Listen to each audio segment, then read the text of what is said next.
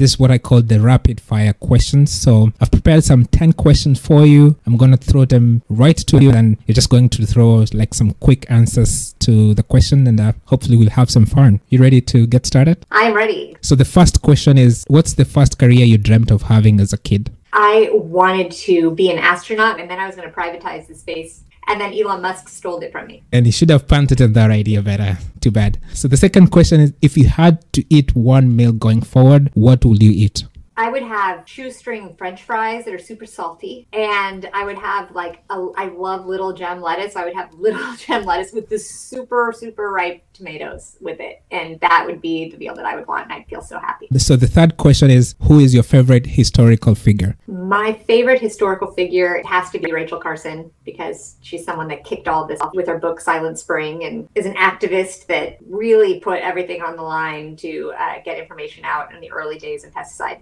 So the fourth question is, what sport do you like to watch or participate in? My favorite sport is tennis, and I really enjoyed growing up playing that. The fifth question, if you had any animal in the world as a pet, what would it be and why? So I really want to have a cow in my lifetime. And I was on the road touring different farms and GMO farms. And one of the farms I visited, they did a big harvest of GMO corn, and then it was turned into feed, and then it was brought over to the animal factory. And so we went over and I saw just this lineup. Oh my God, it's so heartbreaking. Just a lineup of super, super sick cows, like all in a line, and just snot coming out of their nose, and just so sick and so sad. And I got like eye contact with one of the cows, and it was really intense, and I just felt so sad for it. And that's the last time I actually ever ate beef. So then I've had an opportunity to work on different rescue farms since then, and they are just big dogs that are so sweet. And so I would love to rescue a cow at some point. So the sixth question is,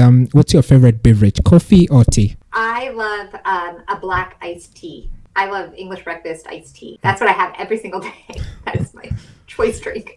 So the seventh question is, what's your favorite book? My favorite book is Rebecca by Daphne du Maurier, and it's a beautifully written book. Just the details are so vivid, and just she's such a wonderful author. And so I actually ended up naming my daughter Daphne after the author, Daphne du Maurier. The eighth question, are you more of an early bird or a night owl? I try to be early, I really do, but all of my best work comes at night. And so when I'm writing at like 11 p.m., that's when my best work comes out. So I guess that I am a night owl, I guess. So the ninth question, what quote resonates with you most? So the quote that I always come back to is the Teddy Roosevelt Man in the Arena quote. I just love it so much. And it's, at least if he fails while daring greatly. And that's something that you and I can both aspire to, I think, because it as I mentioned, like a lot of times this feels very fruitless, but if we don't try, then who's going to? So dare greatly is very inspiring.